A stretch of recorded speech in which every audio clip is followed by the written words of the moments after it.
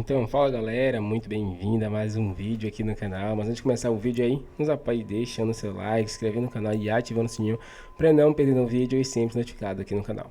Então galera, vamos fazer aqui uma reação e um corte aí da imprensa aí repercutindo aí tudo sobre essa vitória do Flamengo que venceu por 4-2 o Juventude aí, né, com gols de Arrascaeta, de Gabigol, Michael, né, e muito mais. Então assiste até o final e não perca nada no Flamengo aqui. Então, sem mais enrolações, fica agora aí com o vídeo. Essa vitória em cima do Juventude, dentro do Maracanã, mais de 60 mil pessoas presentes no estádio, mais uma vez a torcida do Flamengo marcando presença e fazendo sua parte, e nós vamos falar agora da atuação do Flamengo diante do Juventude, dentro de casa, repito, uma vitória importante, tendo em vista que o Flamengo ainda não tem presença garantida na Libertadores do ano que vem e precisa pontuar. Muita gente, quer dizer, não vejo muita gente falando, mas há torcedores que ainda sonham com a possibilidade de título do Campeonato Brasileiro. Eu particularmente não penso em título, acho que o Flamengo tem que pensar em ficar no G4 para ter vaga garantida na Libertadores do ano que vem.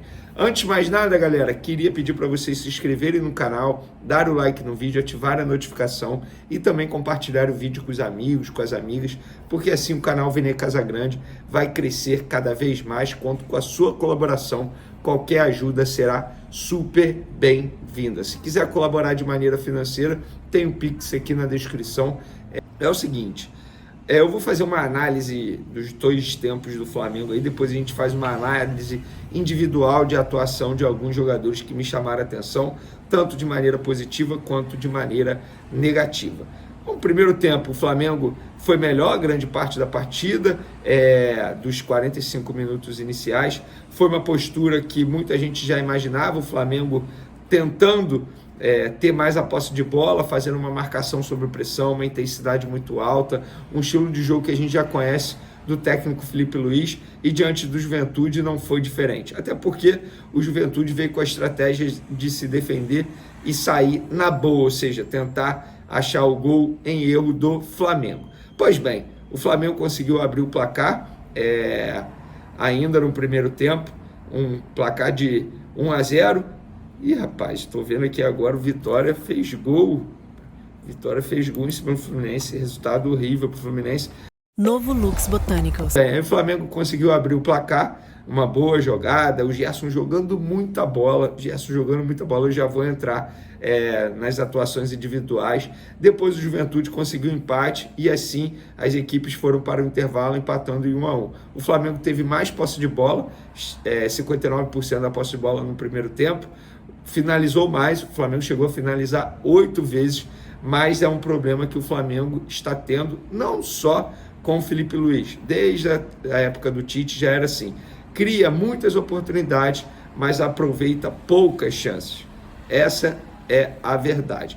No segundo tempo, o técnico Felipe Luiz manteve o time, o Flamengo conseguiu fazer 2-1, depois chegou ao terceiro gol, 3-1, mas logo depois sofreu um gol do Juventude, e aí ficou aquela apreensão, como que seria o Flamengo, se o Flamengo iria sentir o golpe, mas depois de ter feito o segundo gol, o Juventude acabou perdendo um jogador acabou sendo expulso, que foi o Nenê, com 4 minutos em campo. Acho que ele falou alguma coisa ali pro árbitro, e o árbitro deu um cartão vermelho para ele, ou seja, o Nenê prejudicou muito o Flamengo, o Juventude.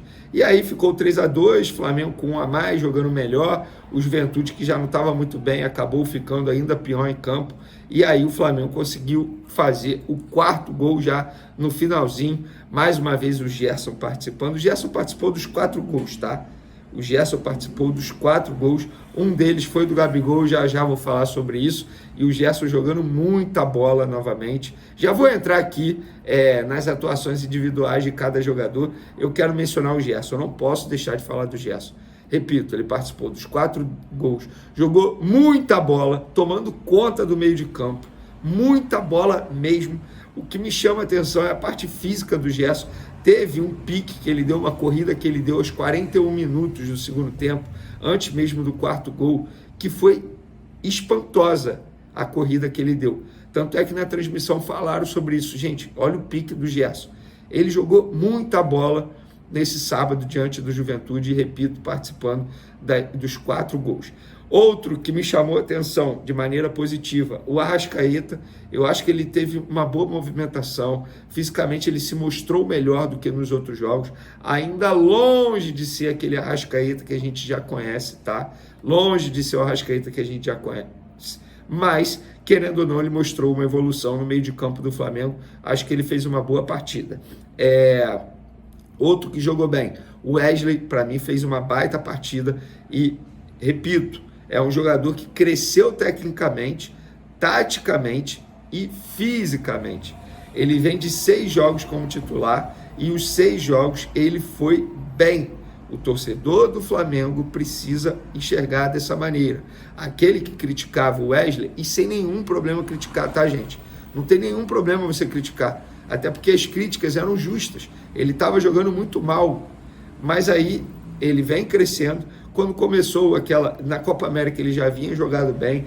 Quando começou a possibilidade de ele ser vendido à Atalanta, ele já estava numa evolução e agora ele está jogando muita bola. Hoje, para mim, é titular absoluto na lateral direita do Flamengo.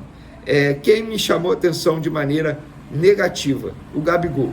Embora ele tenha feito um gol de pênalti, tenha botado um ponto final no jejum dele de 14 partidas sem marcar, mas a atuação dele, no tempo que ele ficou em campo, ele foi substituído ali por volta dos 25 minutos do segundo tempo, foi uma atuação terrível, fisicamente, taticamente, perdido em campo. Parece um jogador em fim de carreira, e eu falo isso com todo o respeito ao Gabigol, que eu considero um grande jogador. Não acho que desaprendeu, não acho que esqueceu de fazer gol, não acho isso. Agora, o que acontece com ele é algo que a comissão técnica do Flamengo, a diretoria do Flamengo, precisa avaliar. Eu acho que não vale a pena manter o Gabigol para a próxima temporada, ele jogando desse jeito. Gente, nem com minutagem ele conseguiu mostrar serviço com a camisa do Flamengo. O Gonzalo Plata, que entrou no lugar dele, entrou Gonzalo Plata e Alcaraz nos lugares de Michael e Gabigol. Gostei do Gonzalo Plata, inclusive ele foi o autor do 4º gol do Flamengo.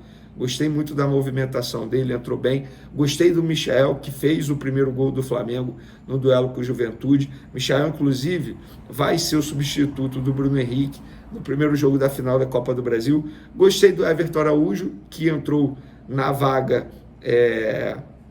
do De La Cruz.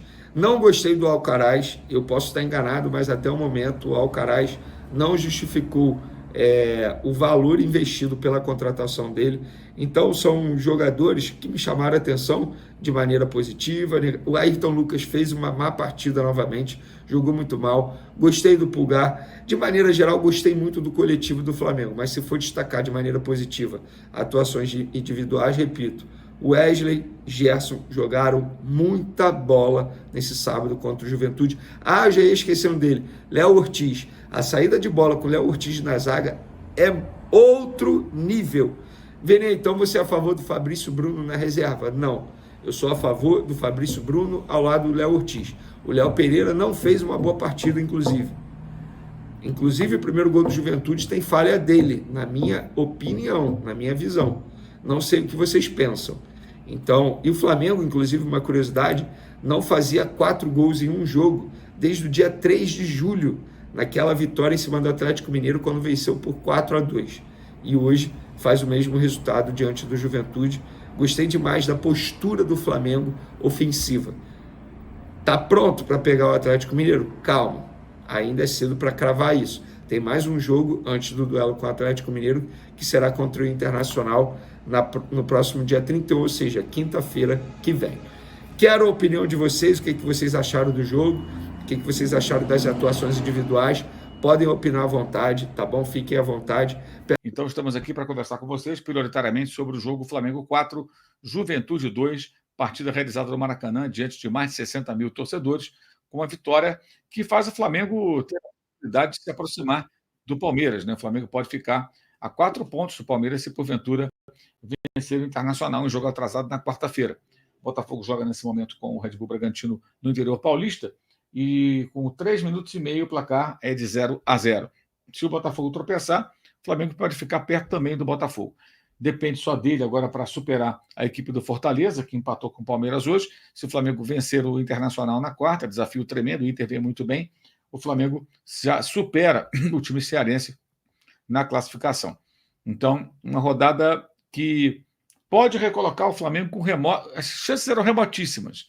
Elas podem ficar um pouco maiores. E aí é preciso entender qual será a estratégia rubro-negra se, por acaso, a possibilidade de brigar pelo título brasileiro voltar a lhe sorrir, né? Se tivesse vencido o Fluminense, a situação seria até bem interessante. Não venceu, então depende de tropeços, mas hoje o Flamengo reduziu a distância para o Palmeiras, o Botafogo, vejamos como vai se desenvolver o jogo. Eu acho que vai vencer. O Botafogo está com força máxima hoje, praticamente. Talvez um ou dois jogadores ali que você possa questionar se seriam titulares ou não. Tem uma vantagem gigantesca diante do Peñarol na Libertadores, e o Botafogo acho que vai acabar ganhando 3 pontos hoje contra o Bragantino. Pode ser uma rodada importante para o Botafogo, mas se tropeçar, o Flamengo pode ficar mais perto, né? Claro, é difícil, repito, vencer o Inter em Porto Alegre, nesse momento especialmente, boa fase do time do Roger Machado, mas o Flamengo volta a ter uma possibilidade de se aproximar do bloco de cima ali, dos dois mais bem colocados desse Campeonato Brasileiro. Após o jogo da próxima quarta-feira, faltarão ainda 7 jogos. E aí eu acho que o importante aí, a discussão que eu quero propor a vocês é o seguinte: qual será a prioridade do Flamengo, né? O Flamengo vai fazer o quê? Vai poupar jogadores na quarta-feira em Porto Alegre? Ou vai com um time forte pensando no jogo, pensando na quarta-feira para depois pensar no Atlético? Lembrando que o Atlético, no dia anterior, na terça-feira, vai enfrentar o River Plate na Argentina. Então não pode brincar, o Atlético tem que jogar completo e tentando segurar a vantagem imensa construída lá em Belo Horizonte para garantir a sua participação na final da Libertadores. O Atlético não pode vacilar. O Botafogo está numa situação mais confortável, porque não fez 3-0, fez 5-0, e o Peñarol é um time inferior ao time do River. Então o Atlético está diante de um digamos assim, tem um risco maior, né? A vantagem é grande, mas o risco ele é maior, evidentemente. Então, se o Atlético vai jogar no meio de semana, a Vera, por que o Flamengo não pode fazer a mesma coisa? É uma pergunta. Vejamos isso na coletiva, que daqui a pouquinho teremos aqui ao vivo, direto do Maracanã, né, com o técnico Felipe Luiz, o que dirá a respeito disso, né? Mas 2 jogadores levaram o cartão amarelo, né? Arrascaeta e Léo Pereira. Achei até que pareceu ter forçado para não jogar na quarta-feira. Aí já fica evidente que o Flamengo despreza a Série A. É absurdo o que acontece e pensa mesmo em avançar no mata-mata, no caso, na Copa do Brasil, que é o que restou. É importante ressaltar um pênalti absurdo marcado para o Flamengo. Foram 2 marcados para o Palmeiras e teve um também para o Vitória, que é dessa mesma família, né, na vitória, no triunfo do Vitória diante da equipe do Fluminense. Resultado importantíssimo para o Vitória e perigoso para o Corinthians, né? Quer dizer, é um negócio impressionante. O pênalti do Vitória foi uma vergonha também. É um festival aí de penalidades máximas marcadas assim, muito bizarras, muito bizarras. Só um instantinho, gente. Temos aí 4 pênaltis bizarros nessa rodada. A arbitragem brasileira é um negócio assim horroroso. Um para o Palmeiras, um para o Flamengo, outro para o Palmeiras e um para o Vitória. Difícil dizer qual foi o mais bizarro. É impressionante como eles inventam coisas que não existem, porque eles não entendem de futebol. Aí qualquer contato físico, eles entendem como falta. E aí marcam um pênalti, mas não dá. Realmente não dá para aguentar isso. É um negócio muito bizarro. O Fortaleza teve 2 pênaltis contra si. O primeiro não foi nada, o segundo, o Pikachu encolhe os braços e aí deram um pênalti. E vem aí o Felipe Luiz para conversar com jornalistas e a gente vai acompanhar. Então é isso, galera. Chega mais um fim de vídeo aqui no canal, né? Logo mais tem mais vídeo para vocês aqui sobre o Flamengo, que venceu esse jogo aí contra o Juventude, né? E se aproxima aí do pelotão lá de cima, né? Que é o Fortaleza, Palmeiras e Botafogo, né? Claro, precisamos aí também que o Botafogo ele tropece, né, com o empate, com a derrota, que aí seria essencial para o Flamengo ainda ter chance de ganhar esse Brasileirão. Nós sabemos que é muito difícil, o Flamengo tem um jogo a menos contra o Inter, que tá bem aí, né? Então, não tá perdendo há muitos jogos. Mas é isso, o Flamengo tem um time muito bom e pode vencer também lá o Internacional e assim conquistar esses 3 pontos que está no jogo a menos e aí aproximar ainda mais, né, do Palmeiras, do Botafogo e do Fortaleza. Você, torcedor, tá confiante? Comenta sua opinião aqui pra gente, deixe seu like, se inscreva no canal e ative o sininho, galera, para não perder nenhum vídeo aqui no canal. Agora valeu e até o próximo vídeo.